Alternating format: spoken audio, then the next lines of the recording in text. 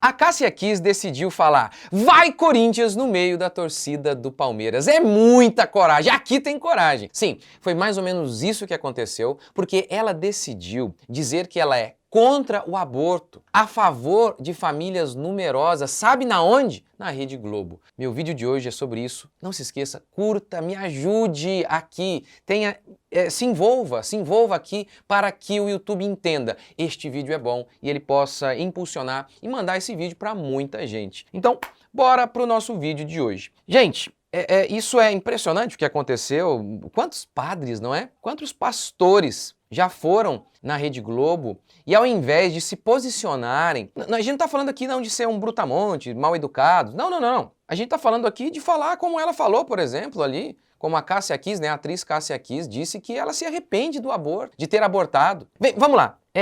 Por que a Rede Globo ela é a favor do aborto? Porque boa parte das pessoas que estão ali acreditam que podem dormir com o meio mundo. Ora, e aí, quando você acredita, quem nunca ouviu falar, não é? A Karina Bach esses dias contou um pouco como era ela trabalhava lá como atriz na Rede Globo, os horrores que aconteciam ali, as perversões sexuais. Eu conheço gente que trabalhou na Rede Globo e me confirmam, assim mesmo. Perversão sexual, todo tipo de absurdo você vê por ali. Então, é óbvio que quando você vive uma vida desregrada, quando você vive uma vida dessa maneira, dormindo com o meio mundo, aí surgem os problemas. Que problema? A criança. Então, qual é a solução do ímpio para as suas impiedades? Assassinato. Mais pecado. Quando você peca e você não se arrepende, quando o seu pecado não é seguido de arrependimento,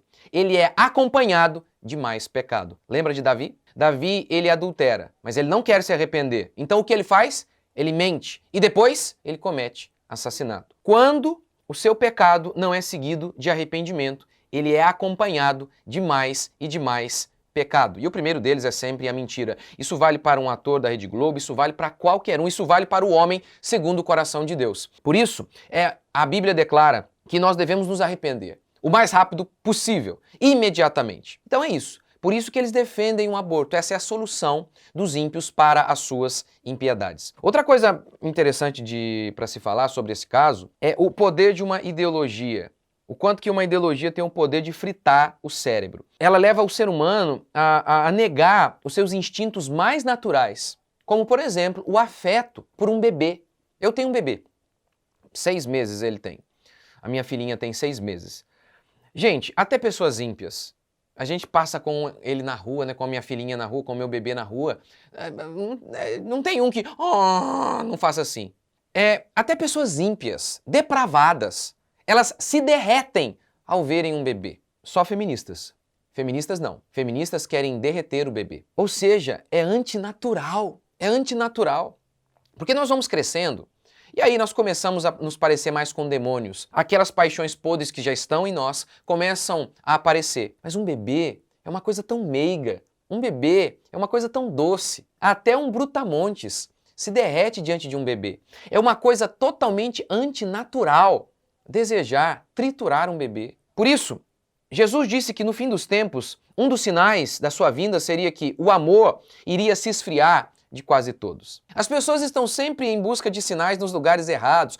O céu estava vermelho na China esses dias. Pronto, o fim do mundo será amanhã. Tantos sinais por aí. A cada dia um pastor decreta o fim do mundo para a semana que vem e até agora nada. Aqui está um grande sinal. Quando uma mãe não consegue nem mesmo amar o seu filho, quando aquela pessoa que mais se espera, que deveria proteger o ente mais frágil que existe, um bebê, quando isso acontece, pode ter certeza, o amor tem se esfriado de quase todos. Outra coisa a se falar sobre esse evento da Cássia Kiss, falando na Rede Globo que ela é contrária ao aborto, é coragem. A gente precisa de coragem para expressar a nossa fé publicamente. Lembra de Daniel? Gente, eu tenho uma série aqui sobre Daniel e fala muito sobre isso, sobre fidelidade, sobre sermos fiéis nesses dias, como os nossos, em que somos o povo de Deus no meio de uma cultura totalmente pagã. Lembra? A ordem do rei é que aqueles que desobedecessem a ordem do rei, que não orassem ao rei, estava proibida a oração a qualquer um, a não ser ao próprio rei. Quem desobedecesse essa ordem do rei seria jogado na cova dos leões. Diz o texto bíblico que ao ouvir isso, Daniel foi para sua casa e com janelas abertas ele orou. Ora, ele não poderia ter orado com as janelas fechadas? Porque Daniel teve a petulância de expressar a sua fé publicamente, para que todos vissem. Nós precisamos expressar a nossa fé publicamente, porque Mateus 5,15 declara assim, Jesus disse, vós sois a luz do mundo. Não se pode esconder a cidade edificada sobre um monte, nem se acende uma candeia para colocá-la debaixo do alqueire, mas no velador e alumia a todos que se encontram na casa. Você não pega uma vela e coloca a vela debaixo da cama. A vela é para iluminar, ela tem que estar no lugar em que vai iluminar o máximo do espaço presente. A candeia deve estar exposta, a vela, a luz, a lâmpada deve estar exposta, não escondida. E Jesus disse, nós somos a luz do mundo. A nossa fé nunca foi uma coisa privada, mas ao longo da história, sempre houve perseguição em relação ao povo de Deus. O que estamos vivendo agora é uma regra, sempre foi assim. Se vocês querem viver piedosamente, serão perseguidos, declara a Escritura. Todos que querem viver piedosamente. E ao longo da história da igreja, ao longo da história do povo de Deus, sempre fomos perseguidos, mas de duas maneiras. De duas maneiras. A primeira maneira é, você não pode praticar a sua fé de jeito nenhum. De jeito nenhum, nem no privado, nem em lugar nenhum. Essa foi a primeira maneira. E, como diz Tertuliano, o sangue dos mártires é a semente da igreja. Quanto mais matavam crentes, mais a igreja crescia. Mas tem uma outra estratégia, e essa parece que surte mais efeito. Não, vocês podem viver e praticar a fé de vocês, mas no privado. Não tragam a fé de vocês para o espaço público. Façam isso lá na casa de vocês. Quantas pessoas são assim? Quantos pastores são assim? Eles acreditam que muitas coisas do mundo hoje são erradas, mas eles não seguem essas coisas, mas eles vivem lá no seu quarto apenas, com as janelas fechadas, trancadas. Quantas pessoas vão chegar no dia do juízo final e vão dizer para Deus, Senhor, eu vivi a tua fé, eu vivi o que o Senhor ordenou, mas aí Deus vai dizer, mas de janela fechada, né, meu filho? Era para você ter falado, era para você ter expressado isso para o mundo todo, porque vocês são a luz do mundo. Quantos pastores que foram, quantos padres que foram à Rede Globo e não tiveram a coragem dessa atriz, sabe? Estão civilizados demais, estão educadinhos demais. Tão educados que eles não querem ofender, a ponto de... Teve padre que dançou música extremamente pagã, para não ser ofensivo, para ser bem educado. Ele riu, ele compactuou com músicas podres. Obviamente, esses padres, esses pastores estão sempre lá. São adorados. Quando vocês forem louvados por todos, saibam. Assim procederam com os falsos profetas. Ser elogiado por todos é sim um sinal de que você é um falso crente, de que você é um falso pastor, é um picareta, é um falso profeta. Paul Washer disse o seguinte, é um perigo quando um pastor se torna civilizado. Os crentes estão muito educadinhos. O pessoal está sendo deseducado com a nossa fé, achincalhando a nossa fé. E, como as pessoas respondem, não, em nome do amor ficaremos quietos. Paulo disse, combati o bom combate. Opa! Há um combate que cabe a nós cristãos. Eu não estou falando aqui, gente, de briguinha na internet. Eu não estou falando aqui, sabe, de usar a verdade como desculpa para humilhar aquela tia chata que você tem. Não é isso. Nós cristãos devemos aceitar ser humilhados e carregar a nossa cruz sem problema algum. Agora, não é amor quando ocultamos a verdade, quando guardamos a verdade para nós e deixamos as janelas fechadas. Não é verdade. Assista essa minha série sobre Daniel. Esse episódio, se eu não me engano, que eu falo especificamente disso que eu estou conversando com vocês aqui agora, se chama Ser Fiel até a Morte. É o episódio de Daniel na Cova dos Leões. Enfim, assista. Eu não estou falando então de sermos briguentos no sentido de barraqueiros e de querer humilhar as pessoas. Não. Mas o amor, ele não se regozija com a injustiça e com a mentira. É amor falarmos a verdade, não com o objetivo de humilhar ninguém, não com o desejo de nos vingarmos de alguém.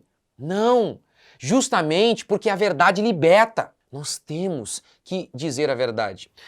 Muitos cristãos estão se utilizando desse discursinho do amor, de um falso amor, para esconder a covardia, a falta de amor para com os perdidos. Sabe por quê? Quando tem uma pessoa indo para um buraco, é seu dever adverti-la. Mas muitas dessas pessoas não aceitam isso. E quando você fala amorosamente, olha, não vá por esse caminho. Não, tá vendo? Não estou falando de humilhar a pessoa. Não, não, não, não. Não vá por esse caminho. Apenas diga isso. Você vai morrer se você for por aí. Eles se revoltam contra você, eles querem te agredir. Muitos crentes não querem fazer isso. Muitos crentes não são amorosos o bastante para carregar a pecha de arrogantes. Quem é você para dizer para mim que eu não devo ir por esse caminho? Muitos crentes não têm amor o bastante para aceitar a pecha o rótulo que vão colar neles de arrogantes, de divisivos. Quem é você para nos julgar? Essa é a verdade. Esses crentes que vivem a verdade com as janelas fechadas, eles não amam de verdade. Eles não estão dispostos a chamar as pessoas ao arrependimento porque estão com medo de serem criticadas, estão com medo de serem canceladas. Mas nós não descendemos de homens assim. Nós descendemos de homens que, em amor, pregaram a verdade. Imagine se Lutero ficasse com a fé dele a portas fechadas. Ele pregou as 95 teses para todo mundo ver.